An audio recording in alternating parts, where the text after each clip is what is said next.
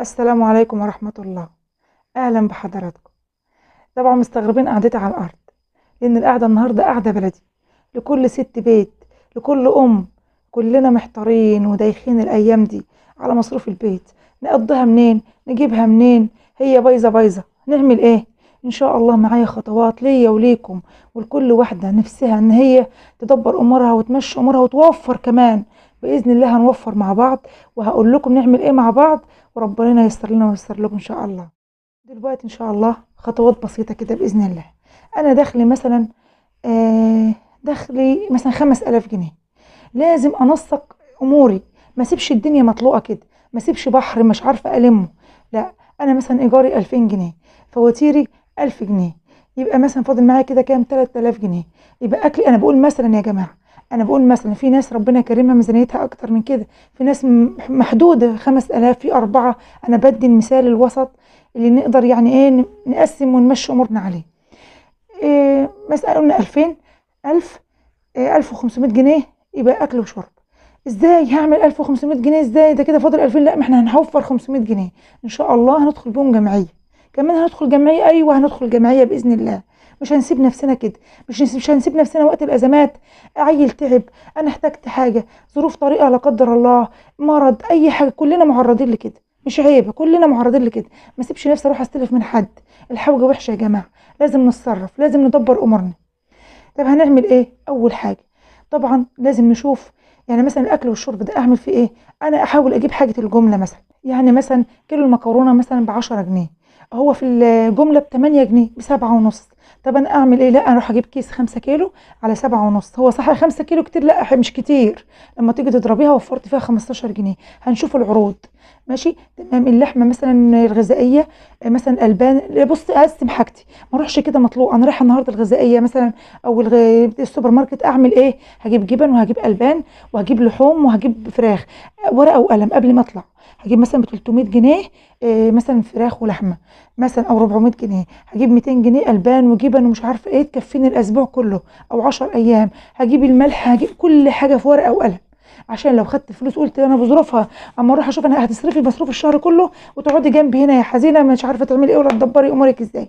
يبقى ورقه وقلم نظبط امورنا. انا الشهر الاسبوع ده هصرف كذا، يبقى اروح اجيب اللي انا ناويه عليه. ما سيبهاش مطلوقه يا جماعه. رايح اجيب خضار وفاكهه، انا هاخد 100 جنيه اجيب بقى خضار وفاكهه، هي دي اللي هتيجي. ازاي؟ هو كده ان شاء الله لغايه ما ربنا يفرجها وربنا يوسع علينا كلنا. اما ربنا ييسر هيسر، لازم توسع على اهل بيتك برضه. تمام. يبقى احنا نمشي ايه؟ بالورقه والقلم، ما نسيبهاش مطلوقه. دي اول حاجه. تاني حاجه نشوف الاماكن اللي عامله عروض. كل الدنيا دلوقتي بتعمل عروض، عروض في كل حاجه، في الجبن، في الالبان، في مش عارفه ايه. لازم كل ندور على العروض. انا عن نفسي بدور على العروض وبروح اجيبها. كلنا لازم نعمل كده. العروض دي هتوفر لك كتير. الالف ونص انا قلنا برضو مثال، مش على الكل يعني، انا بدي مثال. ايوه هتكفي ان شاء الله. فالالف، اشوف العروض فين واروح اجيب، اشوف الكميات فين واروح اجيب. تمام. العروض دي مهمه جدا يا جماعه، لازم ندبر امورنا في موضوع العروض ده ضروري ضروري. تمام. في اوقات في الشهر كل الدنيا بتعمل خصومات. اشوف الخصومات. الخصومات دي مثلا ايه؟ اللحوم بتبقى اول، دايما اسمع يعني كده واعرف ان اول كل شهر انا اعرف ان في اماكن اللحوم نفسها بتعمل خصومات. ادور على الخصم.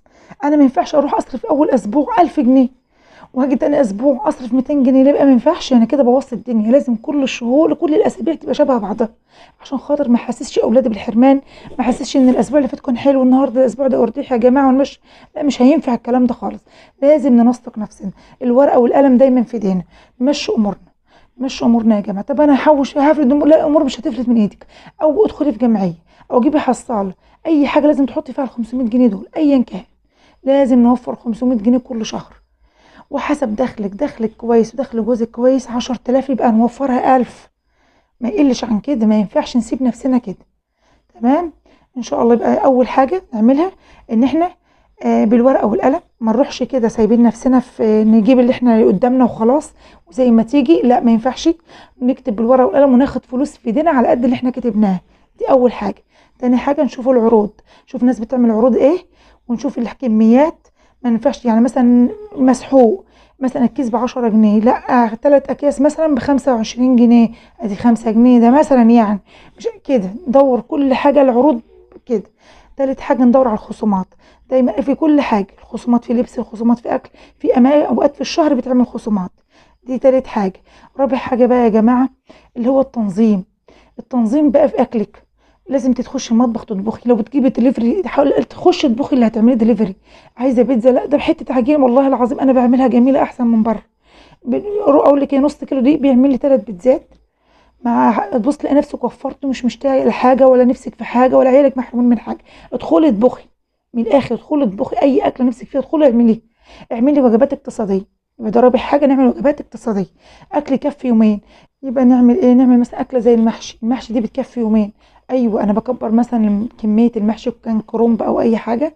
اول يوم لو معاه فراخ اللي بيفضل منه تاني يوم بنعمل جنبه بطاطس، بنسلق جنبه بيض. يعني الدنيا بتمشي في يومين، برضو انا بعمل كده.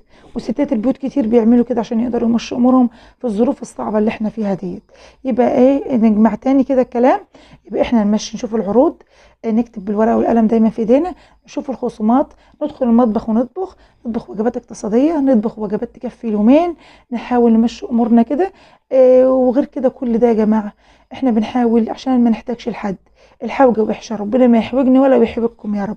500 جنيه ده هم هتدخلي بيهم في جمعيه عشان تربطي نفسك، يا اما هتجيبي حاجه مغلقه زي حصاله كده طبعا كلنا عارفينها ونحط فيها الفلوس ديت. حصل ظروف طارئه، تعبتي، اولادك تعبوا لا قدر الله، حصل لك مشكله في اي حاجه، ما تحتاجيش تروحش لاخ ولا الاخت ولا اي حد ولا الجار وتقول له اديني او سلفني. شكلها مش حلو، بتبقى فيها مذله شويه. ربنا يا رب يغنينا من فضله. وطبعا بتحسي بتحكم في النفس، وتحسي انك مسيطره كده وقدرتي تمشي امورك، وبتبقي مبسوطه جدا ان انت قدرتي تنسقي وتوفري. بيبقى شعور حلو قوي. وربنا يقدرنا يا رب على ظروف حياتنا، ويعيننا على اولادنا وعلى ظروفنا وما يحوجناش، وييسر لنا امورنا. ومشوا بالخطوات دي والله ان شاء الله هتحسوا بفرق كبير جدا، وهتلاقوا نتيجه كويسه ان شاء الله. و... ودعواتكم ليا كده يا رب. ودايما اتمنى تشاركوا القناه، اعملوا اشتراك وادينوا لايك عشان غيركم يستفيد ويوصل الكل. وشكرا جزيلا، والسلام عليكم ورحمه الله.